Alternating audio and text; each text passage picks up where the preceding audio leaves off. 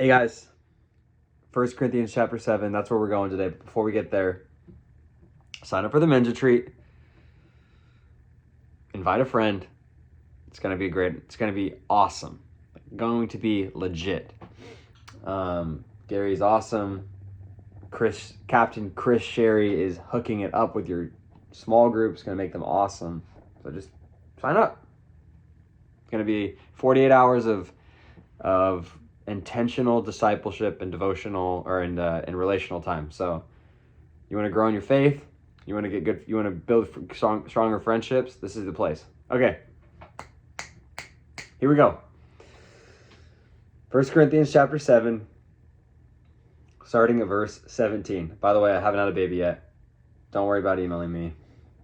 You'll know it. I'll let everyone know via email when I've had a child. So don't worry about it. I'll let you know. Okay, here we go. First Corinthians chapter 7, starting at verse 17. Here we go. Nevertheless, each person should live as a believer in whatever situation the Lord has assigned to them, just as God has called them. This is the rule. This is the rule I lay down in all my churches. I love it. She's just like, this is it right here. This is where we stand.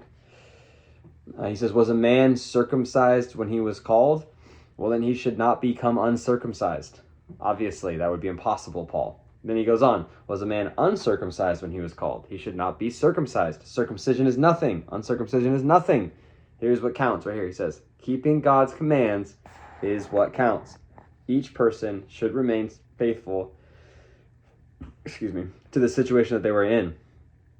Were you a slave when you were called? Don't let it trouble you. Now, slavery in the ancient world is very different than slavery in the modern understanding. It was indentured servitude, meaning, people would voluntarily enter into slavery in order to pay off debts. That's what he's talking about here.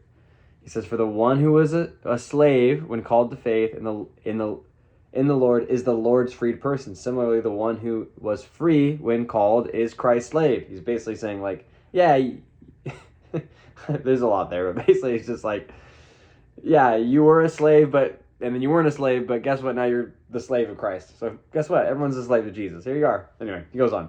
You were bought at a price. Do not become slaves of human beings. That's the nod to indentured servitude. And then goes on. Brothers and sisters, each person, as responsible to God, should remain in the situation that they were in when God called them. Okay. I should say, before we get fully into this, is that this comes in an entire section of the whole of 1 Corinthians 7 is a passage on marriage and singleness. And I'm not going to get into the full thing. I'm not even going to teach on it really because there's a lot there. And honestly, it's a little bit hard to digest culturally. It would take me a little bit of time. And there's a few nuggets that would apply to us. There's a few nuggets that don't necessarily apply to us today. But mostly, if you're married, stay married. If you're not married and you want to get married, you can get married.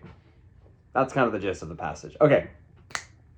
But the section that I'm talking about right here, where it's called, I love it. There's these little subheaders in the scriptures. Sometimes they're not helpful because, remember, these were like, these are like scrolls that people would read. And so there weren't these subheaders in the ancient world. Like these subheaders, like in your Bible, above these little sections of verses, they were added on to help people understand where they are in the Bible. Sometimes they're not helpful. Sometimes they are.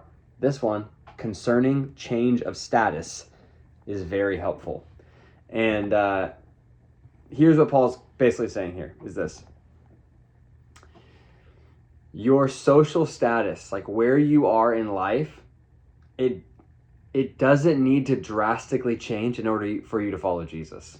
It doesn't, right? Like if you are listening right now, like not all of you should become pastors, right? Like, that's just the reality.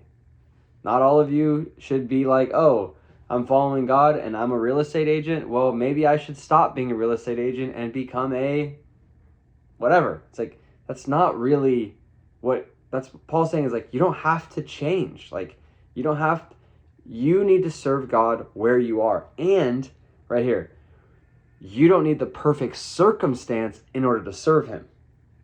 right? Like, think about this. Like, sometimes, and I've experienced this with like young people specifically, you know, they're working at like a restaurant or something, and they become a Christian, and then they think, well, in order for me to be a Christian, I need to like go overseas and like go be a missionary. It's like, hold up, dude, wait a minute. Like, you can be a you can serve Jesus in the position that you're in, whether it's like working retail or working at a restaurant or working in real estate or working in finance or, you know, being a venture capitalist. Like, it doesn't really matter. You can serve God in the place that you're in. And actually, I think what Paul would say too here is, you know, basically what he's saying is like, when he says each person should remain in the situation that they were called in, I don't think that's like a hard line that he's drawing. Like, I don't think he's like, okay, you were a real estate agent, now you can't do anything else. He's not obviously not saying that, but I think what he's trying to like reinforce to the person he's writing to is like, you shouldn't have to become a completely different person in order to follow God. God called you as you were, and he wants you to change in different areas, maybe like morally and spiritually, but he doesn't necessarily need you to change vocationally, and he doesn't necessarily want you to change relationally, meaning like with the people that you're around. I think that's what people get confused by, right? They become a Christian, they have the wrong set of friends, or they maybe are married to someone who isn't a Christian, and they go, well, I need to get out of this. And it's like, you're in those positions, you're in those situations, and God's calling you to serve in those areas. Another thing that's kind of in there that is kind of an underlying thing is when Paul brings up circumcision, and that's a really weird thing. Like, in the ancient world, like, circumcision was this like identity thing. It was so weird. It was like, oh, you're circumcised, like you must be dirty, or you're circumcised, oh, you're not dirty, you're a Jew, you're clean. Or you're uncircumcised, like, oh, you're one of those dirty whatever, I don't even know. But it's like, it's a weird thing, but really what it comes down to is like a social status situation. And what Paul's really trying to get at is like, hey, your identity is not in anything other than Jesus alone, right? And so like for us, obviously we're not going around being like who's circumcised and who's uncircumcised. It's more like we have placed different values on different social statuses, right?